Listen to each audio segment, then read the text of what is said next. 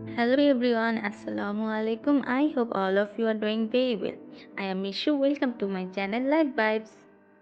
কম বেশি অনেকেই আপনারা মূলা খেয়ে থাকেন, আবার অনেকে খায় না। তবে আজ আমি বানাবো মূলা দিয়ে গরুর মাংস recipe. So let's get started. ফার্স্টে আমি নিয়েছি কিছু মূলা, 4-5টা নিলেই হয়ে যাবে। এখন এগুলাকে আমি ছিলিয়ে নিব। সবগুলো মূলা ছিলে নেওয়া হয়ে গেলে এগুলাকে একটি নাইফের সাহায্যে আমি ছোট ছোট টুকরো করে নিব। দেখুন কীভাবে কতটুকু সাইজে করতে হবে। আপনারা চাইলে একটু বড় বা এর থেকে ছোট করলেও ভালো হবে, বাট এই সাইজটি আমার মতে ভালো হয়। বড় করলে কোনো সমস্যা নেই, বাট বেশি ছোট আই থিঙ্ক ভালো হবে না।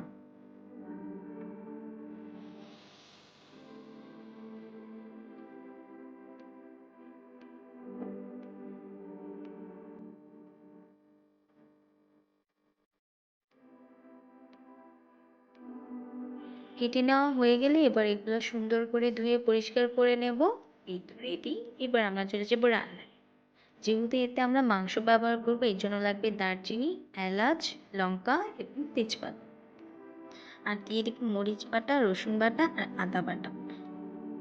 মাংসগুলো ধুয়ে সাথে পরিষ্কার করে নিয়েছি। এবার একটি কড়াই চুলায় বসিয়ে দিব এবং দিয়ে দিব এর মাঝে তেল। আপনারা আপনাদের পরিমাপ মতো এবং মাংস এবং মূলার পরিমাপ অনুযায়ী তেলটা দিবেন। তেল যখন কিছুটা গরম হয়ে যাবে তখন আমরা এর মাঝে পেঁয়াজ কুচিগুলো দিয়ে দিব।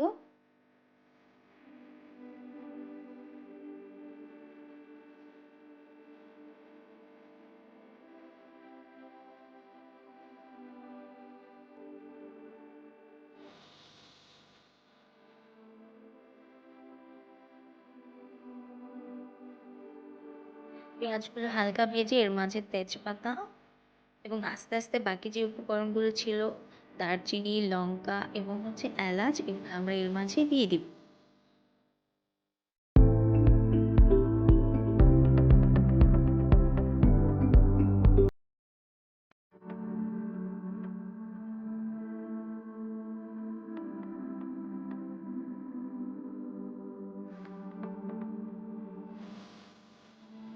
কিছুটা ভেজে নেওয়ার পর এরপর আমরা এর মাঝে দিয়ে দিব 2 চামচ লবণ।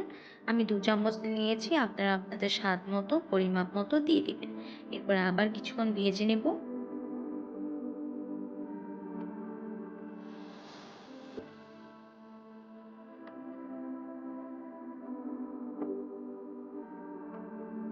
এখন এর মাঝে দিয়ে দেব 1.5 চামচ হলুদের গুঁড়া,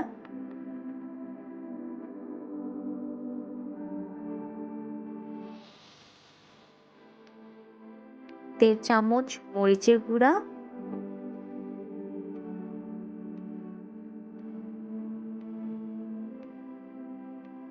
1 চামচ ধনিয়া গুঁড়া আর 1 চামচ জিরার গুঁড়া দিয়ে দিব।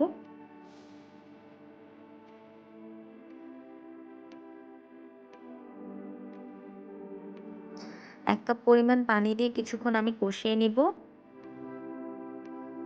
হালকা কষিয়ে নিয়ে এবার এর মাঝে আদা বাটা, রসুন বাটা আর মরিচ বাটাটা দিয়ে দিব।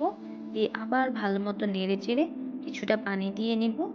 দিয়ে আবার আমি কিছুক্ষণ ঢেকে দিব সুন্দর মতো মশলাটা কষিয়ে নেওয়ার জন্য।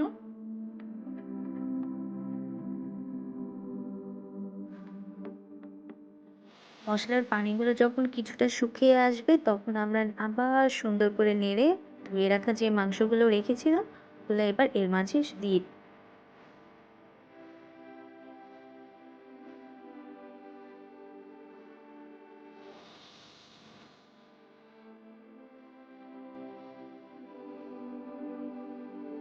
ভালো মতো নেড়ে মাংস এবং মশলা একসাথে মিশিয়ে নেওয়ার পর কিছুটা পানি দিয়ে আবারও ঢেকে দিব মাংসগুলো সিদ্ধ হওয়ার জন্য।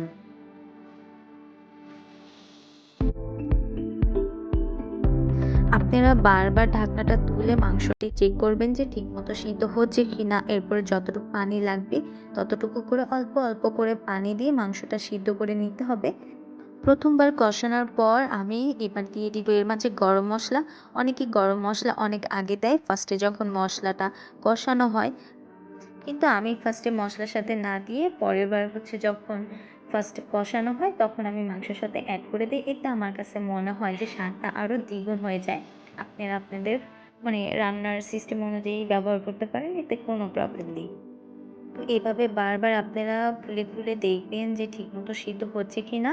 আমি শুধু আপনাদের সময় নষ্ট যাতে না হয় আমি মাঝে অনেকবার চেক করেছি। আপনারা ওইভাবে চেক করে দেখবেন যে মাংসটা সিদ্ধ হলো কিনা।